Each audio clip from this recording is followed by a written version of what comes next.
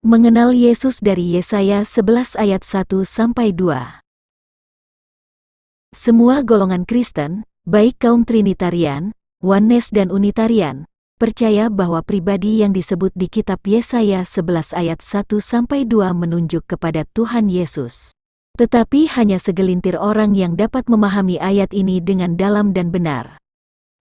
Di Yesaya 11 ayat 1-2 dikatakan, suatu tunas akan keluar dari tunggul Isai, dan taruk yang akan tumbuh dari pangkalnya akan berbuah.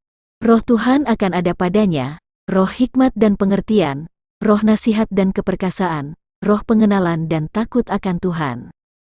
Suatu tunas adalah sebuah istilah atau perumpamaan kepada Sang Mesias yang disebut di kitab Yesaya, Yeremia dan Zaharia.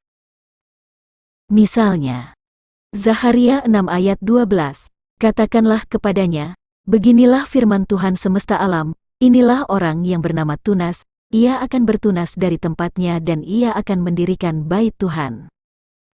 Zaharia 3 ayat 8, dengarkanlah, hai imam besar Yosua, engkau dan teman-temanmu yang duduk di hadapanmu sungguh kamu merupakan suatu lambang, sebab, sesungguhnya aku akan mendatangkan hambaku, yakni Sang Tunas. Yeremia 23 ayat 5, sesungguhnya, waktunya akan datang, demikianlah firman Tuhan, bahwa aku akan menumbuhkan tunas adil bagi Daud, ia akan memerintah sebagai raja yang bijaksana dan akan melakukan keadilan dan kebenaran di negeri. Yeremia 23 ayat 5, sesungguhnya, waktunya akan datang, demikianlah firman Tuhan, bahwa aku akan menumbuhkan tunas adil bagi Daud, ia akan memerintah sebagai raja yang bijaksana dan akan melakukan keadilan dan kebenaran di negeri. Yesaya 53 ayat 2, sebagai taruk ia tumbuh di hadapan Tuhan dan sebagai tunas dari tanah kering, ia tidak tampan dan semaraknya pun tidak ada sehingga kita memandang dia, dan rupa pun tidak, sehingga kita menginginkannya. Dari Yesaya 11 ayat 1-2 kita dapat informasi bahwa Sang Tunas yaitu Yesus memiliki 7 roh Allah, yaitu: pertama, roh YHWH. Kedua, roh hikmat. Ketiga, roh pengertian. Keempat, roh nasihat. Kelima, roh keperkasaan. Keenam, roh pengenalan, dan ketujuh, roh takut akan YHWH. Dari ketujuh roh Allah di dalam Yesus, sebagai bukti jika ia berasal dari Roh Kudus, dan Yesus sendiri berkata bahwa ia datang dari Bapa, sehingga ia kita sebut firman Allah. Dalam kronologisnya, roh YHWH ini turun kepada Yesus setelah ia selesai dibaptis yang ditandai dengan turunnya roh Allah berupa burung merpati kepada Yesus, dan sejak itulah Yesus memulai pekerjaan Allah. 6 roh lainnya adalah sub atau elemen Roh Kudus, yang menjadi sumber rupa-rupa karunia dan sumber hidup manusia. 7 roh Allah membentuk satu pribadi Allah yang hidup. 6 di antara ketujuh roh itu adalah zat Allah atau eksistensi Allah yang kita sebut Roh Kudus. Roh YHWH adalah sumber kehendak yang kita sebut firman Allah.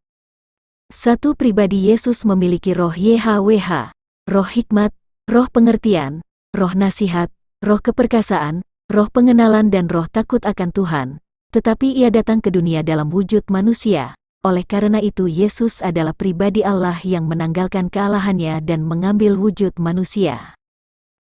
Mungkin di antara Anda ada yang bertanya, Roh Kudus itu kan hanya ada satu, tetapi mengapa di Yesaya 11 ayat 1-2 disebut ada 6 roh selain roh YHWH? Dasar analisanya adalah, di 1 Korintus 12 ayat 4 memang dikatakan, ada rupa-rupa karunia, tetapi satu roh, dan satu roh yang dimaksud di sini adalah Roh Kudus, tetapi dari satu roh ini melahirkan rupa-rupa karunia, bukan hanya satu karunia saja. Mungkin Anda belum mengerti apa yang saya maksud menunjukkan 1 Korintus 12 ayat 4 di atas, untuk itu saya akan menunjukkan ayat yang lebih mudah dipahami. Di 1 Korintus 12 ayat 12-20 dikatakan, satu tubuh tetapi banyak anggota dan memiliki tugas yang berbeda.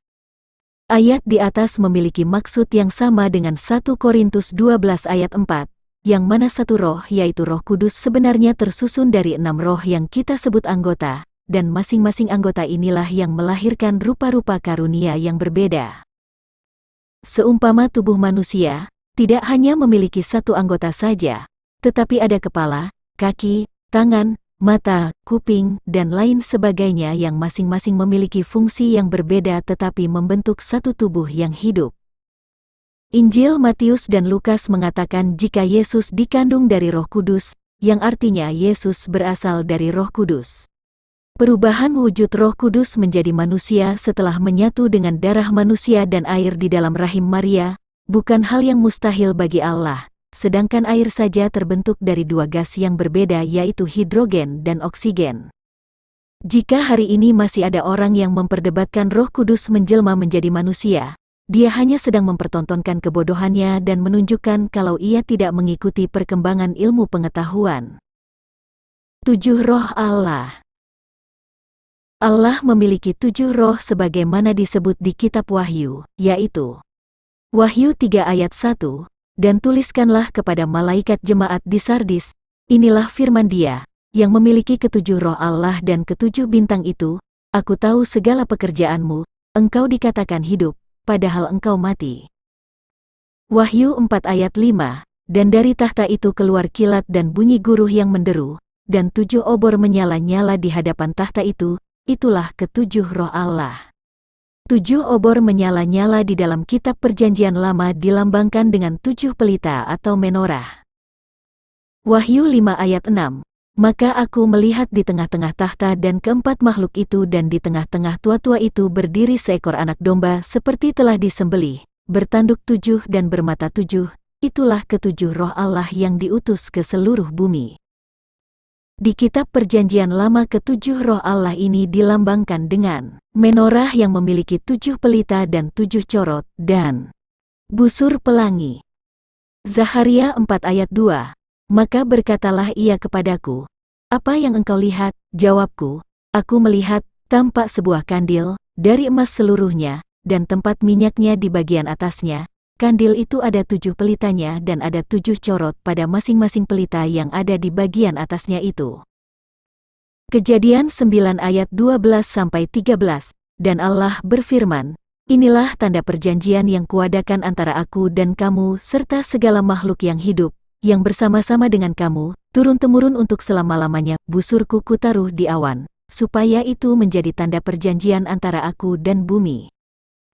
Yehezkiel 1 ayat 28, seperti busur pelangi, yang terlihat pada musim hujan di awan-awan, demikianlah kelihatan sinar yang mengelilinginya, begitulah kelihatan gambar kemuliaan Tuhan, tatkala aku melihatnya aku sembah sujud, lalu ku dengar suara Dia yang berfirman. Jika Allah memiliki 7 roh dan Yesus sendiri memiliki 7 roh seperti yang disebut di Yesaya 11 ayat 2, lalu siapakah Yesus itu? Di Injil Yohanes 1 ayat 14 dikatakan bahwa Yesus adalah firman yang telah menjadi manusia, sedangkan di Yesaya 11 ayat 1-2 dikatakan bahwa Yesus memiliki 7 roh Allah. Oleh karena itu, mengapa Rasul Yohanes mengatakan Yesus adalah firman yang telah menjadi manusia sedangkan Yesus sendiri memiliki 7 roh Allah? Apakah perkataan itu yang berubah wujud menjadi manusia? Bagaimana dengan keterangan di Injil Matius dan Lukas yang mengatakan Yesus dikandung dari Roh Kudus dan lahir sebagai manusia? Bagaimana hubungan antara 7 roh Allah yang ada pada Yesus? Yesus disebut firman Allah yang telah menjadi manusia, dan Yesus dikandung dari Roh Kudus lalu lahir sebagai manusia? Nah, untuk jawabannya akan saya bahas di video berikutnya.